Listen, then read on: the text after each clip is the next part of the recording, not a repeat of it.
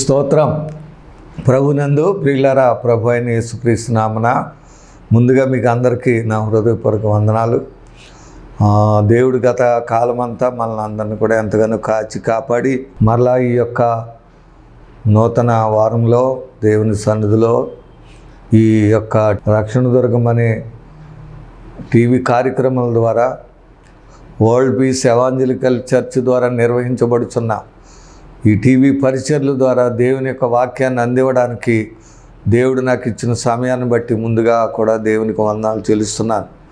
అలాగే మీరు ఈ కార్యక్రమాలను చూస్తూ వింటూ ఎంతగానో బలపడుతూ మీకున్న అవసరాలు తెలియజేస్తున్నందుకై, లేక మీరు కూడా ప్రార్థిస్తూ సహకరిస్తున్నందుకై మీకు కూడా ప్రత్యేక వందనాలు తెలియజేస్తూ ఉన్నాను. మరి ఈ వారమునకు దేవుడు మనకిచ్చే వాక్య భాగాన్ని మనం చదువుకుందాం. దేవుని పరిశుద్ధ గ్రంథములో నుండి మార్కు సువార్త 15వ అధ్యాయము 42 నుండి కొన్ని వచనాలు మనం చదువుదాం. ఆ దినము సిద్ధపరచు దినము అనగా విశ్రాంతి దినమునకు పూర్వదినము గనుక సాయంకాలం అయినప్పుడు అరిమతయి యోసేపు తెగించి పిలాతు నొద్దకు వెళ్ళి యేసు దేహము తనకిమ్మని అడిగెను. అతడు ఘనత వహించిన ఒక సభ్యుడై దేవుని రాజ్యము కొరకు ఎదురుచూచువాడు. పిలాతు ఆయన ఇంతలోనే చనిపోయినని ఆశ్చర్యపడి ఒక శతాధిపతిని తన యొద్దకు పిలిపించి ఆయన ఇంతలోనే చనిపోయినా అని అతన్ని అడిగాను. శతాధిపతి వలన సంగతి తెలుసుకొని యోసేపునకు ఆ శవము అప్పగించెను. అతడు నారబట్ట కొని ఆయనను దింపి ఆ బట్టతో చుట్టి బండలో తొలిపించిన సమాధి యందు ఆయనను పెట్టి ఆ సమాధి ద్వారమునకు రాయి పొర్లించెను. మగ్దలేనే మరియయు యోసే తల్లి అయిన మరియయు ఆయన వెంచబడిన చోటు చూచిరి. హల్లెలూయా. దేవుడు ఈ వచనం దీవించి ఆశీర్వదించునుగాక. బిళ్ళర మనము గత వారంలో గుడ్ ఫ్రైడే శుక్రవారం సందర్భంగా దేవుని సన్నిధిలో సిలువ మీద యేసుప్రభు పలికిన 7 మాటలు ధ్యానించుకున్నాం. 7 భక్తులు చక్కగా వర్ణించారు. అలాగే అనేక చర్చిల్లో కూడా అనేక మంది ఈ యొక్క సందేశాలు వినిపించడం కూడా జరిగింది. అలాగే ఈస్టర్ ప్రభు తిరిగి లేచిన రోజు పురస్కరించుకున్న కూడా సంఘంలో ఈస్టర్ సందేశం ఇవ్వడం జరిగింది. పునరుత్థానుడైన యేసు తిరిగి లేచాడని, ఆయన సజీవుడైన వాడని, జీవాధిపతి అని, ఆయన్ని ఎవరు చంపడానికి ఎవరికి అధికారం లేదు, కానీ ఆయనే అప్పగించుకున్నాడని, అలాగా అప్పగించుకున్నాడు. మళ్ళా తిరిగి లేస్తానని ముందే చెప్పినట్లుగా తిరిగి లేచాడని మనం ఈస్టర్ సందేశంలో మనం తెలుసుకున్నాం. హల్లెలూయా. బిడ్డలారా, ఇక్కడ అయితే నేను ఈ ఈస్టర్ గురించి కానీ గుడ్ ఫ్రైడే గురించి కానీ చెప్పట్లేదు, కానీ గత వారంలో మీకు ఈ విషయం ఏం చెప్పానంటే, యేసు ప్రభు సిలువ వేయబడక ముందు గెత్సెమనే తోటలో ఆయన ప్రార్థన చేసిన విధానం గురించి నేర్చుకున్నాం మనం. ఆయన ముందు నుంచి కూడా కన్నీరు విడిచి రోదన చేసి ప్రార్థనలో గడిపే అనుభవం ఆయన ఉంది. ఆ శక్తి కలిగిన వాడు ఆయన, ప్రార్థనా జీవితం కలిగిన వాడు యేసు. అవన్నీ రిఫరెన్స్లు మీకు చెప్పాను. అయితే చివరిలో గెత్సెమనే తోటలో ఆయన విలపిస్తూ ప్రార్థన కేక వేసి ఎంతో రోదన చెంది వేదన చెంది కన్నీరు విడిచి ప్రార్థన చేసినప్పుడు వెళ్ళారా, దేవుడు వచ్చి ఆయన బలపరిచి ఇది నా చిత్తము తప్పదు అని దేవుడు ధైర్యపరిచినప్పుడు వెంటనే ఆయన మౌనం అయిపోయాడు. మళ్ళీ సిలువ వేసి సిలువ మీద పలికిన 7 మాటలు తప్ప మళ్ళీ ఎన్ని బాధలు కొట్టినా, ఎన్ని మాటలన్నా, ఎన్ని దెబ్బలు కొట్టినా, ఎంత హింసించినా, ఎన్ని మేకులు కొట్టినా, సిలువ మీద లేక వీపు మీద ఎన్ని కొరడా దెబ్బలు కొట్టినా ఆయన నోరు తెరవలేదు. దేవుని చిత్తాన్ని సంపూర్ణంగా ఆ శ్రమను అనుభవించి ప్రాణం పెట్టినట్లుగా మనం చూస్తున్నాం. తిరిగి 3వ దినాన్ని తిరిగి లేచిన. అలాగే మనం కూడా ప్రభు చిత్తమును చేసేవారంగా ఉండాలి. సిలువను మోయాలి. ప్రభు కొరకు శ్రమలు, కష్టాలు, బాధలు అనుభవించే వారికి ఉండాలి. ముఖ్యంగా ప్రార్థించే వారంగా ఉండాలి. రోదన కలిగి వేదన కలిగి కన్నీటితో ప్రార్థించిన వల్లే ఆయన అంగీకరించబడ్డాడని ఉంది. అలాగే మనల్ని కూడా దేవుడు అంగీకరించాలంటే మనం కూడా అటువంటి ప్రార్థన చేయాలి. లేకపోతే శ్రమలు కష్టాలు బాధలు అనుభవించేటట్లుగా జీవితంలో ముందుకు వెళ్ళాలని సత్యాన్ని గత వారంలో చెప్పుకున్నాం. అలాగే ఇప్పుడు ఈరోజు ఏంటంటే ఆయన సిలువ వేసిన తర్వాత తిరిగి లేవకముందు ఏ విధంగా ఆయన సమాధి చేయబడింది. నిజానికి యేసుప్రభు వారు ఒకసారి ఏమన్నారంటే ఒక పరిసయ్యుడు శాస్త్రం వచ్చి, అయ్యా నువ్వు ఎక్కడుంటే నేను అక్కడే ఉంటాను, నీతోనే ఉంటానని అడిగాడు వచ్చి. అప్పుడు ప్రభు అన్నాడు, నక్కలకి బొరియలును ఆకాశ పక్షులు గూళ్ళు కలవు కానీ మనుష్య కుమారునికి తలవాల్చుకోవడానికైనా స్థలము లేదన్నారు. నిజానికి ఆయనకి మరి సొంత ఇల్లు లేక సొంత స్థలము పొలాలు లేక చేలు చెట్లు మనకున్నట్టుగా ఆయనకి ఏమీ లేవు. ఆయన మరి చిన్న వయసులోనే 33 సంవత్సరాల్లోనే ఆయన మన కొరకు సిలువ వేయబడిన 30 బాప్తిసం పొంది 3.5 సంవత్సరాలు ఆయన పరిచర్య చేసి 33.5 వయసులోనే ఆయన ప్రాణం మరి సిలువపై ఆయన ప్రాణం పెట్టి చనిపోయి తిరిగి లేచిన చూస్తున్నాం మనం. కాబట్టి లోకరీతిగా ఆయన మరి ఒక దీనుడిగా పుట్టడం దీనుడే, పెరగడం దీనుడే. ఇక్కడ సిలువ ఏ విధంగా ఆయనకి ఏ విధంగా కూడా సహాయం లేనివాడుగా నిస్సహాయకుడిగా కూడా ఆయన సిలువ వేయబడినట్లుగా కూడా మనం చూస్తున్నాం. ఆయన తరపున ఎవరో మాట్లాడిన వారు లేరు, ఎవరు కూడా ఏ న్యాయాధిపతి ఆయన పక్షాన్ని వచ్చి మాట్లాడలేదు. లేకపోతే తీర్పు తీర్చినప్పుడు కూడా ఎవరు కూడా పిలాతు తీర్పు తీర్చినప్పుడు అది కాదు ఇది కాదు అలా చేయడం వీల్లేదని చెప్పిన వాళ్ళు ఎవరూ లేకుండా. అయితే ఇప్పుడు అది దేవుని చిత్తాన్ని బట్టి ఆయన అలాగ అప్పగించబడ్డాడు, సిలువ వేయబడ్డాడు, ప్రాణం పెట్టాడు. ఇప్పుడు సమాధి దగ్గరికి వచ్చేటప్పటికి ఇక్కడ ఒక వ్యక్తి కనబడుతున్నాడు. బిళ్ళరా, దేవుని సన్నిధిలో ఆయన చేసిన కార్యం ఎంత గొప్పదంటే దీన్ని మనం తెలుసుకోవాలని ఈరోజు మీకు ఈ మాట చెప్తున్నా, లేకపోతే పునరుత్థానం గురించి చెప్తున్నా. ఇప్పుడు ఆయన సిలువ వేశారు, 3 గంటలకు ప్రాణం పెట్టారు. ఇక ఎప్పుడైతే సిలువ వేయబడ్డారో శిష్యులందరూ కూడా ఆయన విడిచిపెట్టి పారిపోయారు, ఎక్కడో గదుల్లో వాళ్ళు తలుపులు వేసుకుని దాక్కున్నారు. ఇక్కడ ప్రభువుని తిరిగి సమాధిని చేయడానికి, ఆయన శరీరమును పాతి పెట్టడానికి, సహాయం చేయడానికి ఎవరు కూడా లేకుండా అయిపోతుంది. చీకటి పడిపోతుంది. చీకటి పడిపోకముందు ఆయన సమాధి చేయాలి. చేయటానికి ఎవరూ లేరు. సమాధి దగ్గర ఎవరు కూడా ఆడవాళ్ళే తప్ప ఎవరు ఆయన దగ్గర ఉన్నవాళ్ళు ఎవరు కూడా లేరు. అయితే వెళ్ళారు. అటువంటి సమయంలో ఇక్కడ అరిమత యోసేపు అనేటువంటి ఒక వ్యక్తి అక్కడ చూడండి, గనుక సాయంకాలం అయినప్పుడు 3 గంటలకు చనిపోయాడు ఆయన. ఇక అందరూ కూడా ప్రాణం ఎప్పుడైతే విడిచిపెట్టారో ఇంకా అందరూ భయం వచ్చింది. మరి శిష్యులైతే మమ్మల్ని కూడా చంపేస్తారని వాళ్ళకి భయం పెట్టుకొచ్చి వారు దాక్కున్నారు, వెళ్ళిపోయి ఎవరు కూడా లేరు. అయితే సాయంత్రం అయిపోతుంది, చీకటి పడిపోతుంది అనమాట. అటువంటి సమయంలో అరిమత యోసేపు తెగించి, బిళ్ళరా ఇప్పుడు నేను శిష్యుణ్ణి, ఆయన తెలిసిన వాడిని, నేను ఆయన నమ్ముకున్న వాడిని, ఆయన శిష్యుణ్ణని చెప్పేవారు ఎవ్వరూ లేరు అక్కడ. అప్పుడు దాకా ఆయన కూడానే ఉన్నారు, ఆయన శిష్యులుగానే ఉన్నారు, ఆయన బోధలు విన్నారు. ప్రభువాన్ని మేము అసలు నిన్ను విడిచిపెట్టమన్నారు.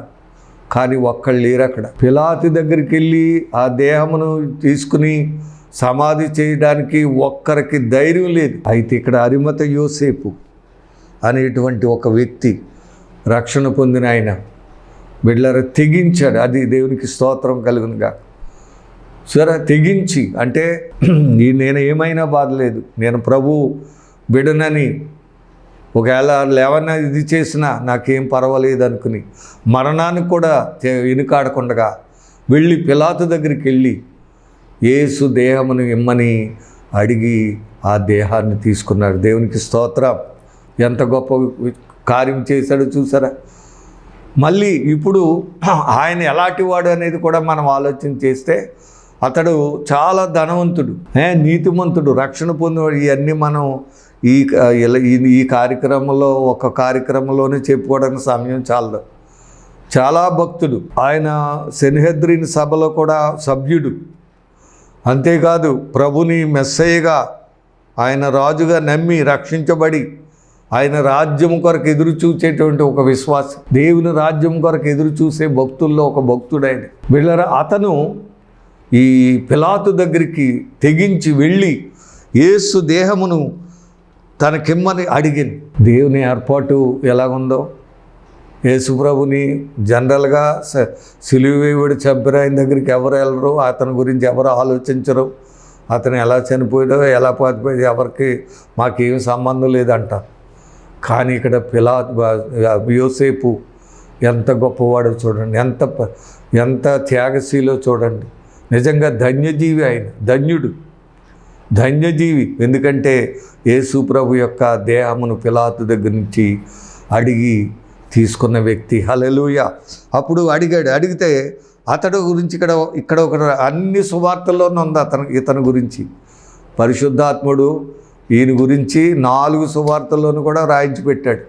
అంటే ఈయన పరిశుద్ధాత్మకు అనుకూలంగా ఉన్నాడు, పరిశుద్ధాత్మ పొందుకున్నవాడిగా ఉన్నాడు, రక్షణ పొందిన బిడ్డగా ఉన్నాడు, ధనవంతుడే కానీ అప్పుడు వరకు రహస్యంగా ఉన్నాడు, సీక్రెట్ బిలీవర్గా ఉన్నాడు ప్రభుని.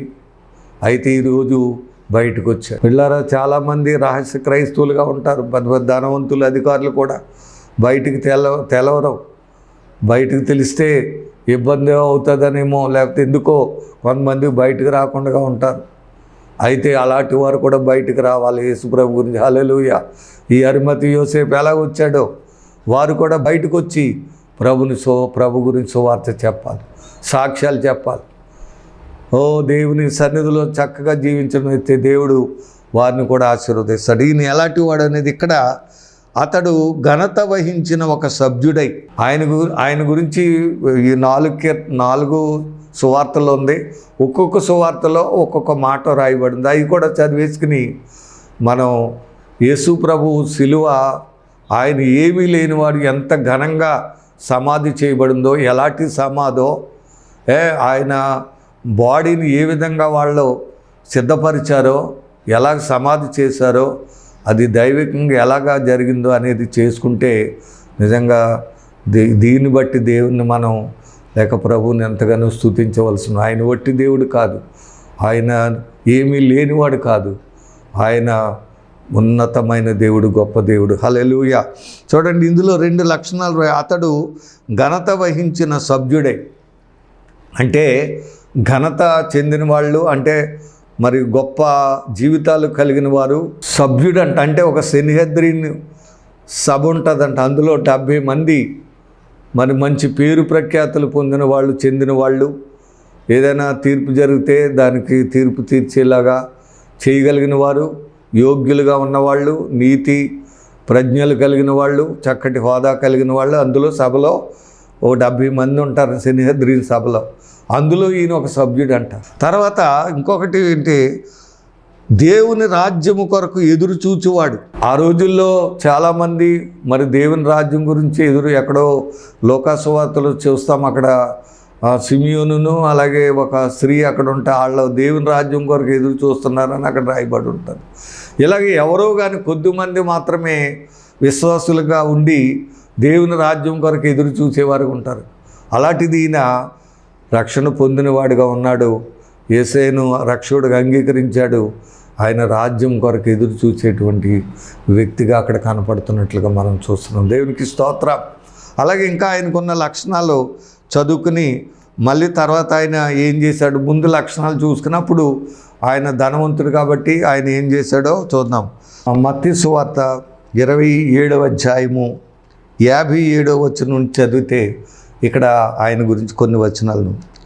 యేసు శిష్యుడిగా ఉన్న అరిమతయి యోసేపు అని ఒక ధనవంతుడు సాయంకాలం అయినప్పుడు వచ్చి, సరే ఇతడు శిష్యుడిగా ఉన్నాడు కానీ సీక్రెట్గా ఉన్నాడు, ధనవంతుడిగా ఉన్నాడు, ఒక అధికారిగా ఉన్నాడు, ఒక విశ్వాసిగా ఉన్నాడు, అన్ని లక్షణాలు ఈయనలో ఉన్నాయి, శిష్యుడిగానే ఉన్నాడు. అయితే అరిమతయి యోసేపు అని ఒక ధనవంతుడు సాయంకాలం వచ్చి పిలాతు వద్దకు వెళ్ళి యేసు దేహమును తనకిమ్మని అడుగగా పిలాతు దాన్ని అతనికి అప్పగించిన ఆజ్ఞాపించింది. యోసేపు ఆ దేహమును తీసుకొని శుభ్రమైన నారబట్టతో చుట్టి తాను రాతిలో తొలిపించుకొనిన క్రొత్త సమాధిలో దానిని ఉంచి, తాను రాతిలో తొలిపించుకొనిన క్రొత్త సమాధిలో దానిని ఉంచాడు.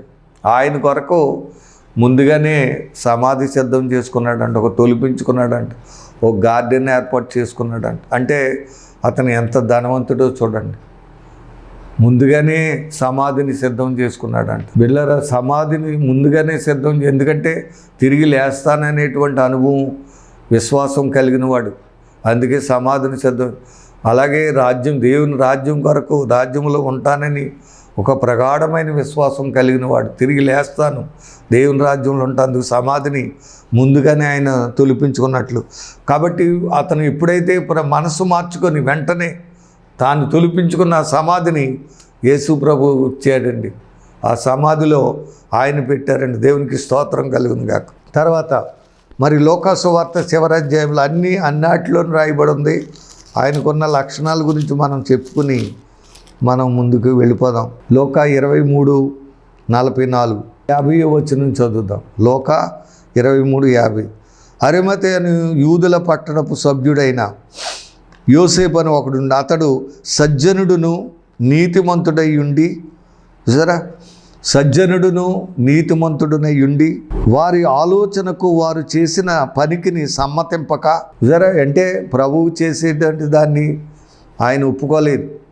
అధికారుల్లో ఉన్నాడు, సెన్హెద్రి సభలో ఉన్నాడు, వాళ్ళు అన్నీ చెప్తున్నారు, కానీ ఎట్టి పరిస్థితుల్లో కూడా ఆయన ఒప్పుకోలేదంట. ఎందుకంటే ఆయన సజ్జనుడు, నీతిమంతుడు. ప్రభు నీతిమంతుడని నమ్మాడు కనుక నీతిమంతుడయ్యాడు. అబ్రహాము దేవుని నమ్మాడు, అందువల్ల నీతిమంతుడు. అలాగే ఇక్కడ యేసేని ఇతను నమ్ముకున్నాడు కాబట్టి సజ్జనుడయ్యాడు, నీతిమంతుడయ్యాడు. యేసు మనలను నీతిమంతులుగా చేయడానికే ఆయన లోకంలోకి వచ్చాడు. యేసును మనం విశ్వసించినప్పుడు ఆయన మనల్ని నీతిమంతులుగా చేస్తాడు. హల్లెలూయా.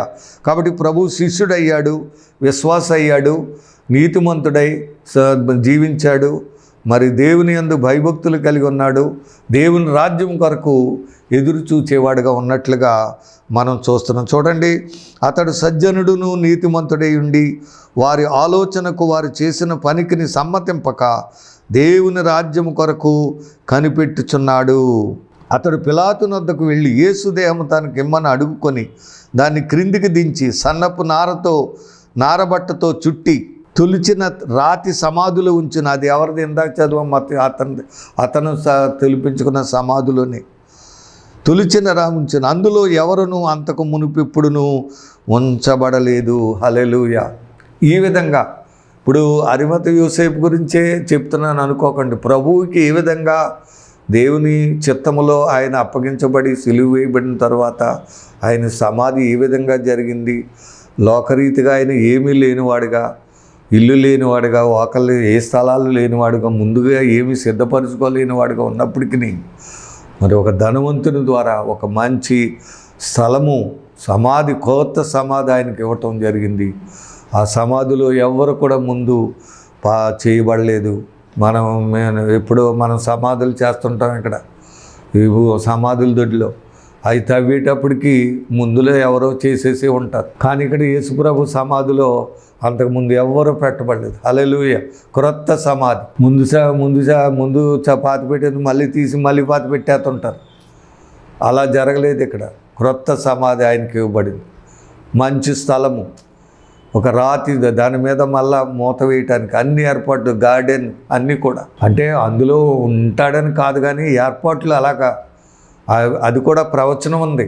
యెషయా 53:9 ఉంది. అతడు ధనవంతుని యొద్ద ధనవంతుని పాతిపెట్టబడని ఉంది. ఆయన పాతిపెట్టి యెషయా 53:9 ఉంటుంది. కనుక దేవుని బిడ్డలారా, ఇక్కడ మనం చూసినట్లయితే ఇక్కడ అరిమతయి యోసేపు అనేటువంటి వ్యక్తి, అతడు మరి ప్రభు శిష్యుడిగా ఉన్నాడు, రక్షణ పొందిన బిడ్డగా ఉన్నాడు. అప్పుడు వరకు రహస్యంగా ఉన్నప్పటికీ అసలైన సమయంలో బయటకు వచ్చాడు.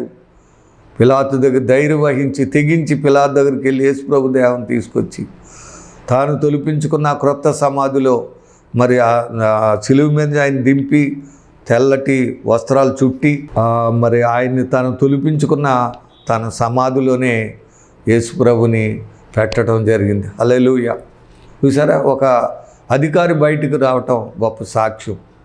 అప్పుడే ఇతన్ని చూసే ఇంకా ఇప్పుడు మనల్ని చూసి అనేకులు ప్రోత్సహించబడేటట్లుగా మనం ఉండాలి. అందుకనే రాత్రి వేళ నికోదేము అనేటువంటి వ్యక్తి, యేసుప్రభు దగ్గరికి వచ్చిన వ్యక్తి కూడా మరి ఆ సమయంలో ఆయన దగ్గరికి వచ్చి మరి ఎంతో అత్తరు, ఎన్నో సేర్లు దయతో చూడండి, అది కూడా మీకు చెప్తాను. ఆయన కూడా అధికారి, ప్రభుని నమ్ముకున్నాడు, ప్రభు దగ్గరికి వచ్చి విశ్వసించాడు. ఆ సమయంలో అతను కూడా వచ్చి ఇతను ప్రేరేపణ బట్టి, ఈ అరిమతు యోసేపుని బట్టి ఈ నికోదేము కూడా వచ్చాడు. వచ్చి ఎన్నో సేర్లు ఆ యొక్క సుగంధ ద్రవ్యాన్ని, అత్తరు తీసుకొచ్చి ఆయన శరీరం మీద పూసినట్లుగా యోహాను సువార్తలో మనం అనుకుంటాం. దయతో చదివి సాయించి చూడండి. మరి యోహాను సువార్త 19వ అధ్యాయము 38వ వచనం. అటు తర్వాత యూదుల భయము వలన రహస్యముగా యేసు శిష్యుడైన అరిమతు యోసేపు, ఎందుకు రహస్యముగా ఉన్నాడు ఇక్కడ? రహస్యముగా యేసు శిష్యుడే, కానీ యూదులకు భయపడి రహస్యంగా ఉన్నారు. ఈరోజు చాలామంది అరిమతు యోసేపులు బోళ్ళు అంతమంది ఉన్నారు. వాళ్ళ జాతి వారికి, వాళ్ళ కులస్తులకి వారి భయపడి రహస్యంగా ఉన్నారు. శిష్యులే, ప్రభుని నమ్ముకున్న వారే, రక్షణ పొందిన వాళ్ళే, విశ్వాసులే, కానీ రహస్యంగా ఉన్నారు. ఇతను కూడా అలాంటి వాడు. అయితే ఈ సమయంలో బయటకు వచ్చాడు. హల్లెలూయా. యోసేపు తాను యేసు దేహమును తీసుకుని పోవుటకు పిలాతుని వద్ద సెలవడిగను. పిలాతు సెలవిచ్చను గనుక అతడు వచ్చి యేసు దేహమును తీసుకుని పోయింది. సరే, అప్పుడు 39వ వచనంలో, మొదట రాత్రివేళ ఆయన యొద్దకు వచ్చిన నికోదేము కూడా బోళముతో కలిపిన అగరు రమారమి 150 సేర్లు ఎత్తు తెచ్చెను. ఆ సమయంలో కూడా మరి రాత్రివేళ యేసు ప్రభు దగ్గరికి వచ్చాడు. మనం ఈ యోహాను సువార్త 2వ అధ్యాయంలో చూస్తాం. నికోదేము అనేటువంటి 3వ అధ్యాయంలో చూస్తాం. నికోదేము రాత్రివేళ వచ్చాడు. అతను బోధకుడిగా ఉన్నాడు, ఒక అధికారిగా ఉన్నాడు యూదులకి. అతను కూడా ప్రభుని తెలుసుకుని విశ్వాస అయ్యాడు. ఎప్పుడైతే ఈ అరిమతు యోసేపు తెగించి బయటకు వచ్చి పిలాతు దగ్గరికి వెళ్ళాడో ఈయనకు కూడా ధైర్యం వచ్చింది. దీని కూడా వచ్చాడు. యేసుప్రభు ఆ సిలువ దగ్గరికి వచ్చి ఆ సమాధిని మరి యోసేపు అయితే వస్త్రము కొని చుట్టి చేశాడు. ఈయన వచ్చి ఏం చేశాడంటే మరి బోళముతో కలిపిన అగరు, అంటే ఒక సెంట్ అన్నమాట, రమారమి 150 సేర్ల ఎత్తు తెచ్చాను. హల్లెలూయా. అంటే 150 సేర్లు అంటే అది ఎంత ఖరీదు ఉంటుందో చూడండి. ఇప్పుడైతే ఎంత ఖరీదు ఉంటుందో చూడండి, ఆ రోజుల్లో ఎంత ఖరీదు ఉంటుందో. అంటే మొత్తం ఆయన దేహం అంతా కూడా దేనితో నింపేశారు? అత్తరు వాసనతో, అగరుతో నింపివేశారు. హల్లెలూయా. సమాధి ఎక్కడిది? సమాధి ఎలాంటిది? క్రొత్త సమాధి, రాతి సమాధి. అది ఎవరు ఉంచలేదు, ఎవరు ముందు చేయబడలేని సమాధి. ఒక ధనవంతుడు అరిమతు యోసేపు అతను తొలిపించుకున్న సమాధి, దేవునికి ఆ సమాధిని ఇచ్చేశాడు. ఆయన సాక్షిగా నిలబడ్డాడు. ఇక్కడ ప్రభువుని నమ్ముకుని రహస్యంగా ఉన్న నికోదేము కూడా ధైర్యంగా బయటకు వచ్చాడు, ప్రభు సాక్షిగా నిలబడ్డాడు. బిడ్డలారా, ఈరోజు వాక్యం వింటున్న నీవు నేను కూడా మరి అందరూ పారిపోయినట్లు, ఆ శ్రమ వచ్చినప్పుడు ఆయన ఎప్పుడైతే సిలువ వేశారు, ప్రాణం పెట్టారో అందరూ భయపడిపోయి పారిపోయి శిష్యులు కూడా పారిపోయి దాక్కున్నట్లుగా దాక్కుంటున్నామా? లేక అరిమతు యోసేపులాగా ఈ నికోదేములకు బయటకు వచ్చి దేవునికి సాక్ష్యం చెప్పేలాగా మనం ఉన్నామా? ఈరోజు మనం ఎటువంటి విశ్వాసులుగా ఉన్నాం? రహస్య శిష్యులంగా ఉన్నామా? లేక బహిరంగంగా వచ్చి యేసు కొరకు ధైర్యం వహించి తెగించి సాక్ష్యములు చెప్పేవారంగా ఉన్నామా? అరిమతు యోసేపు మనకు ఒక మాదిరి చూపిస్తున్నాడు. ఆయన అనేకులకు ప్రేరణగా ఉన్నాడు. ఆయన అనేకులకు ఆదర్శంగా ఉన్నట్టుగా మనం కూడా ప్రభు కొరకు ఒక ఆదర్శకరమైన, ఒక ప్రేరణకరమైన, మరి ఒక ధన్య జీవులమై ప్రభు కొరకు జీవించి అప్పుడే ధన్యులం అవుతాం. అప్పుడే దేవుని రాజ్యం దొరుకుతుంది మనకి. మరి నిజంగా అరిమతు యోసేపు ధన్యజీవి. గొప్ప కార్యం చేశాడు, గొప్ప సాక్ష్యం చెప్పాడు. అధికారుల దగ్గర ధైర్యంగా వెళ్ళి ప్రభు దేహాన్ని తీసుకొచ్చి చక్కగా ఆయన గణపరిచాడు.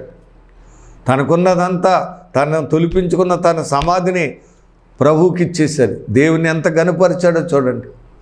ఈరోజు మనం దేవుని గణపరిచే బిడ్డలం ఉన్నామా? మనకు దేవుడిచ్చిన దేవునికి ఇచ్చి దేవుని గణపరిచి దేవుని సువార్తకు వాడబడే బిడ్డలుగా ఉన్నామా?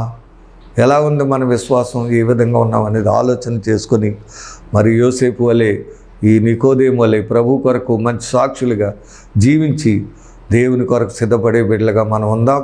మరి ఇక్కడ యేసు ప్రభు గురించి అయితే ఆయన ఏమీ లేనివాడు అనుకున్నాం మనం, కానీ ఆయన సమస్తము కలిగినవాడు. ఆయన చివరిలో అనగా సమాధి కార్యక్రమం మనం చూస్తే ఒక క్రొత్త సమాధి. మీకు చెప్పాను కదా, అనేక సమాధులు కార్యక్రమం నేను చేస్తూ ఉంటాను. ఆ సమాధులు తవ్వేటప్పుడు లోన ఇంకొక సమాధి ఉంటుంది, ఇంకొక చనిపోయిన అందులోనే పెట్టేస్తుంటాం.